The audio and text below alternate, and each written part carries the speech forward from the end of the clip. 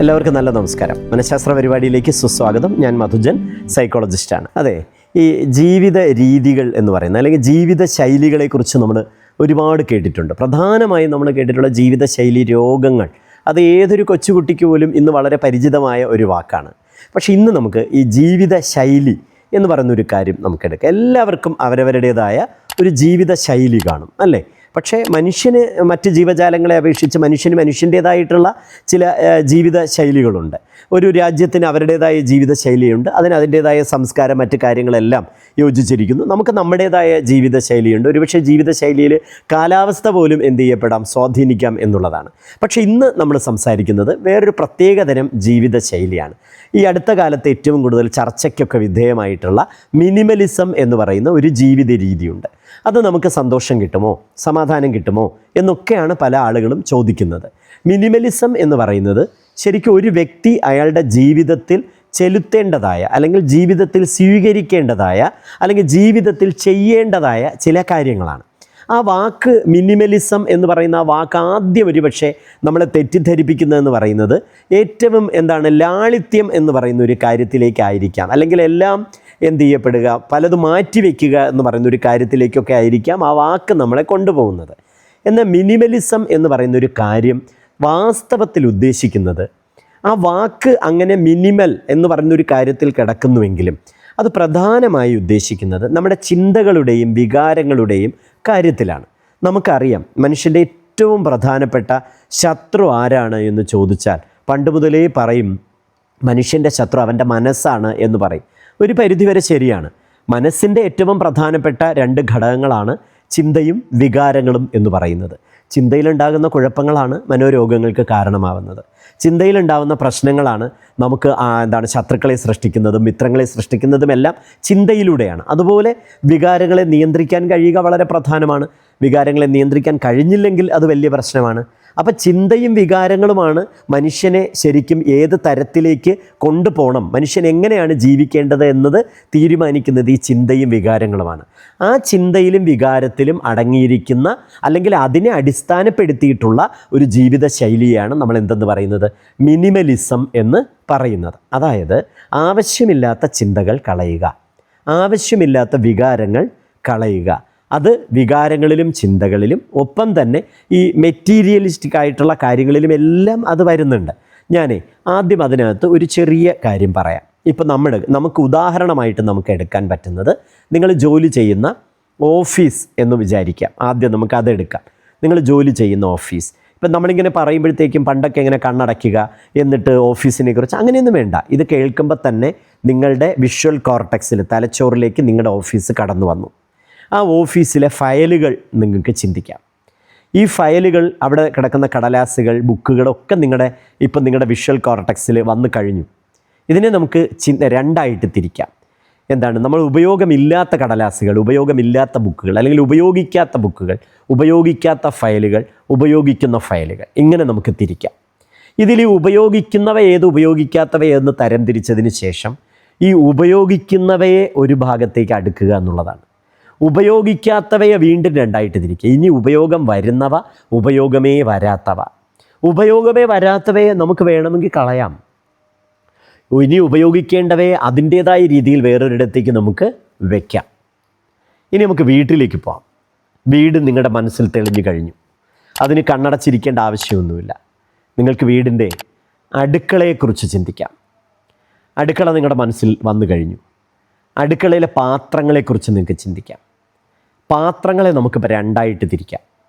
ഉപയോഗിക്കുന്ന പാത്രങ്ങളും ഉപയോഗിക്കാത്ത പാത്രങ്ങളും. പെട്ടെന്ന് നിങ്ങൾക്കിത് രണ്ടും കാണാം, സംശയമൊന്നും വേണ്ട. ഉപയോഗിക്കാത്ത പാത്രങ്ങളാണ് കൂടുതൽ. ഈ ഉപയോഗിക്കാത്ത പാത്രങ്ങളെ ഇന്ന് തന്നെ നിങ്ങൾക്ക് ഉപയോഗിക്കുന്ന ആളുകൾക്ക് കൊടുക്കാം, അല്ലെങ്കിൽ നിങ്ങൾക്കത് ആക്രി കച്ചവടക്കാർക്ക് കൊടുക്കാം. അത് കളയുക എന്നതാണ് ഏറ്റവും പ്രധാനപ്പെട്ട കാര്യം. ഇതുപോലെ ഇനി നമുക്ക് ഓരോ മുറിയിലും നമുക്ക് നോക്കാം. ഓരോ സാധനങ്ങളെടുത്ത് നമുക്ക് പരിശോധിക്കാം. ഇതിവിടെ ഇരിക്കുന്നത് കൊണ്ട് എനിക്കോ ഈ വീട്ടിലുള്ള ആർക്കെങ്കിലുമോ എന്തെങ്കിലും തരത്തിലുള്ള സന്തോഷമോ സുഖമോ നൽകുന്നുണ്ടോ? ആ സുഖവും സന്തോഷവും നൽകുന്നില്ല എങ്കിൽ അത് കളയുക. ആവശ്യമില്ലാതെ അവിടെ വെച്ചിരിക്കേണ്ട ഒരു കാര്യവുമില്ല. ഇനി നമുക്ക് നമ്മുടെ ചിന്തയിലേക്ക് വരാം. ഈ ചിന്ത നമ്മളിലുള്ളത് കൊണ്ട്, അല്ലെങ്കിൽ നമ്മളിത് കൊണ്ട് നടക്കുന്നത് കൊണ്ട് നമുക്കോ മറ്റുള്ളവർക്കോ എന്തെങ്കിലും പ്രയോജനമുണ്ടോ? ഇല്ലെങ്കിൽ കളഞ്ഞേക്കുക. അതുപോലെ നമുക്ക് വികാരങ്ങളിലേക്ക് വരാം. ഇത് നമുക്കോ മറ്റുള്ളവർക്കോ ഏതെങ്കിലും തരത്തിൽ എന്തെങ്കിലും പ്രയോജനമുണ്ടോ? ഇല്ലെങ്കിൽ കളഞ്ഞേക്കുക എന്ന് പറയുന്നൊരു കാര്യമാണ് ശരിക്കും മിനിമലിസം എന്ന് പറയുന്നത്. നമ്മൾ 5 വയസ്സിലുള്ള കാര്യങ്ങൾ, 10 വയസ്സിലുള്ള കാര്യങ്ങൾ, ഇതൊക്കെ തലച്ചോറിൻ്റെ ഓർമ്മയിൽ കിടക്കട്ടെ, അവിടെ കിടന്നോളും. പക്ഷേ ഇതെല്ലാം നമ്മളിങ്ങനെ കൊണ്ട് നടക്കേണ്ടതായ വല്ല കാര്യവുമുണ്ടോ എന്നൊന്ന് ആലോചിച്ച് നോക്കൂ. പണ്ട് കാലത്ത് നമ്മളെ കല്യാണം വിളിക്കാത്തതിന് പിണങ്ങി, അതിപ്പോഴും നമ്മൾ മനസ്സിൽ വെച്ച് കൊടുക്കേണ്ട വല്ല കാര്യമുണ്ടോ? നമ്മുടെ മനസ്സ് മലീമസപ്പെടുന്നതല്ലാതെ, നമ്മുടെ മനസ്സ് ഭാരപ്പെടുന്നതല്ലാതെ ഈ ചിന്തകൾ കൊണ്ട് നടന്നിട്ട് ഒരു കാര്യവുമില്ല. ഇങ്ങനെ ആവശ്യമില്ലാത്ത ചിന്തകളെയും ആവശ്യമില്ലാത്ത വികാരങ്ങളെയും ആവശ്യമില്ലാത്ത സാധന സാമഗ്രികളെയും ഉപേക്ഷിച്ചിട്ട് ഏറ്റവും സ്വതന്ത്രമായ ഒരു മാനസികാവസ്ഥയിൽ വരിക, മനസ്സിനെ ഏറ്റവും സിമ്പിളാക്കി വയ്ക്കുക എന്ന അർത്ഥത്തിലാണ് മിനിമലിസം എന്ന് പറയുന്ന ഒരു കാര്യം ഡെവലപ്പ് ചെയ്ത് വന്നിട്ടുള്ളത്.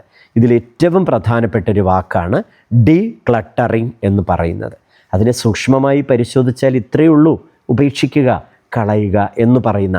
അതിൽ ഈ സർവ്വസംഘ പരിത്യാഗികളാവുക എന്നൊന്നുമില്ല. നിങ്ങൾക്കൊരു ഷർട്ട് ഉണ്ടെങ്കിൽ അത് ഏറ്റവും ക്വാളിറ്റിയുള്ള ഒരു ഷർട്ടായിരിക്കണം. 15-20 ഷർട്ടുള്ളതിനേക്കാൾ വളരെ മെച്ചമുള്ള 3-4 ഷർട്ടാണ് നല്ലത്. അങ്ങനെ ഏത് കാര്യങ്ങളും വളരെ ക്വാളിറ്റി ഉള്ള സാധനങ്ങൾ നന്നായിട്ട് ഉപയോഗിക്കുക. ക്വാളിറ്റി ഇല്ലാത്ത കാര്യങ്ങളുടെ എണ്ണം കൂട്ടുന്നതിനേക്കാൾ ക്വാളിറ്റി ഉള്ളതിൻ്റെ എണ്ണം കുറഞ്ഞിരിക്കുന്നത്, അല്ലെങ്കിൽ എണ്ണം കുറഞ്ഞ ക്വാളിറ്റി ഉള്ള സാധനങ്ങൾ ഉണ്ടായിരിക്കുന്നതാണ് നല്ലത്. മേരി കോണ്ട എന്ന് പറയുന്ന ഒരു ജാപ്പാനീസ് എഴുത്തുകാരി ഇതുപോലെ ലൈഫ് മാജിക് എന്ന് പറയുന്ന ഒരു ഡീക്ലട്ടറിങ് എന്ന് പറയുന്ന അതിസുന്ദരമായ ഒരു പുസ്തകം എഴുതിയിട്ടുണ്ട്. നിങ്ങളത് മേരി കോണ്ട എന്ന് സെർച്ച് ചെയ്താൽ തന്നെ ആ പുസ്തകം കിട്ടും. അത് മിനിമലിസത്തിനൊരു നല്ല ഉദാഹരണമുള്ള ഒരു കാര്യമാണ് ഈ പുസ്തകം എന്ന് പറയുന്നത്. അപ്പോൾ ഇതിൽ ദീർഘമായിട്ടൊന്നും പറയുന്നില്ല. വളരെ നല്ല ജീവിത ശൈലിയാണ് മിനിമലിസം എന്ന് പറയുന്നത്. 60-70 വയസ്സ് കഴിഞ്ഞ ആളുകൾ പേരമക്കളെക്കുറിച്ച് ഓർത്തോ, മക്കൾ വീട് വയ്ക്കാത്തതിനെക്കുറിച്ച് ഓർത്തോ വിലപിക്കേണ്ട വല്ല കാര്യവുമുണ്ടോ? അത് ഭാരപ്പെടുത്തുകയല്ലേ ഉള്ളൂ. അവരുടെ ശേഷിക്കുന്ന ജീവിതം കൂടെ അവർ ഈ നരകയാതന അനുഭവിച്ച് മുന്നോട്ട് പോവുകയല്ലേ ഉള്ളൂ. അപ്പോൾ കളയേണ്ടതെല്ലാം കളഞ്ഞേ തീരൂ, ഉപേക്ഷിക്കേണ്ടതെല്ലാം ഉപേക്ഷിച്ചേ തീരൂ. ഒരു പ്രായത്തിൽ മക്കളെക്കുറിച്ച് ഓർത്ത് നമ്മൾ വേവലാതിപ്പെടുന്നു, അവരുടെ ജോലിയെക്കുറിച്ചോ വിദ്യാഭ്യാസത്തിനെക്കുറിച്ചോ നമ്മൾ വേവലാതിപ്പെടുന്നു. പക്ഷെ നമുക്കൊരു 70 വയസ്സാവുന്നു. അപ്പോൾ വീണ്ടും നമ്മുടെ മക്കളുടെ വീടിനെക്കുറിച്ചോ അവരുടെ ഭാവിയെക്കുറിച്ചോ അവരുടെ പേരമക്കളുടെ പഠനത്തെക്കുറിച്ചോ നമ്മൾ ചിന്തിക്കേണ്ട വല്ല കാര്യവുമുണ്ടോ? ഒരു കാര്യവുമില്ല. ഈ ലോകത്തിലെ ഏറ്റവും സൗന്ദര്യമുള്ള ഘടകം എന്താണെന്നറിയുമോ? മനുഷ്യ മനസ്സിൻ്റെ സ്വാതന്ത്ര്യമാണ്. അതിനേക്കാൾ സുന്ദരമായ മറ്റൊന്നില്ല. വിലക്കുകളില്ലാത്ത സ്വാതന്ത്ര്യത്തോടു കൂടിയ ആനന്ദം അതെല്ലാ മനുഷ്യനും അനുഭവിക്കാൻ കഴിയണം. അങ്ങനെ വിലക്കുകളില്ലാത്ത സ്വാതന്ത്ര്യത്തോടു കൂടിയ ആനന്ദം എന്ന് മലയാളത്തിൽ പറയുന്ന, ഇംഗ്ലീഷിലെ ബ്ലിസ് എന്ന് പറയുന്ന ആ കാര്യമാണ് മിനിമലിസത്തിൻ്റെ ആത്യന്തികമായ ലക്ഷ്യം. ശീലിക്കൂ. പരസ്യത്തിലൊക്കെ പറയുന്നത് പോലെ ട്രൈ ചെയ്ത് നോക്കൂ, ശീലിക്കൂ. സന്തോഷവും സമാധാനവും നിങ്ങളുടെ ഹൃദയം നിറയും, മനസ്സ് നിറയും, മസ്തിഷ്കവും നിറഞ്ഞു വരും.